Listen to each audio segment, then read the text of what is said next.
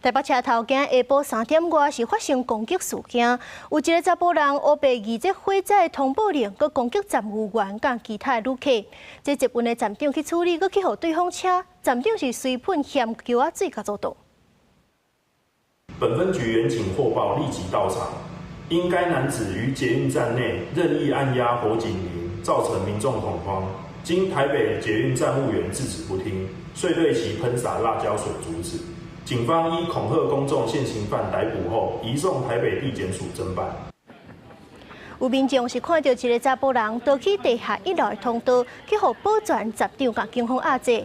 这个查甫人是一个台北车头地下3楼大声嚷，而且佮乌白二这捷运站的火灾通报令攻击站务员，警方是已经甲抓起来上班。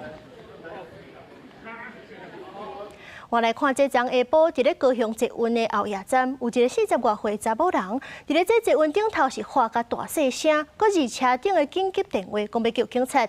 这个查某人的情绪无稳定，是捷运定者代志的乌名单，人是随去互警方请落车。这辈子我要13岁，没有侵犯过任何人隐私。日到下晡，伫高雄捷运的后夜站，这名负责人伫车厢内底无代无志开始匹配叫，连面对边仔人叽叽嘟嘟一直骂，连面讲要叫警察爱捷运袂当使，边仔乘客看办事唔对，拢闪甲离。因为进前台北的攻击事件，互大家对公共运输的安全拢真敏感。警方接到通报，也早盾牌到场处理，发现负责人是定拄惹代志的乌名单，先安大伊的情绪，请伊落车。整台列车200多人。一件事情耽误你3分钟，还有下一班。该名旅客并未提出报案或医疗需求，警方已告知相关权利，并陪同其搭乘至高雄车站出站。因为这件事件嘛，地属搁一列车慢1分钟，加载无出大代志。不过，因应跨年暗规安全维护，高雄市警方日到暗时再次针对捷运站表演舞台、百货公司3大场所发生攻击事件来进行实际演练。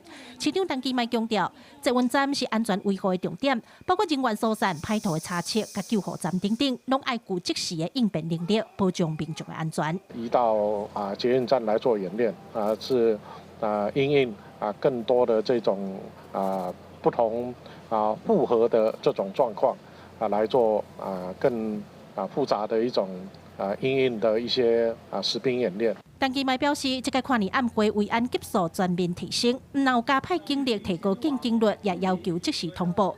到时2场跨年暗会会出动将近1600名警力，陪伴民众平安迎接新年的来到。记者柯家族顾朝阳高雄采访报道。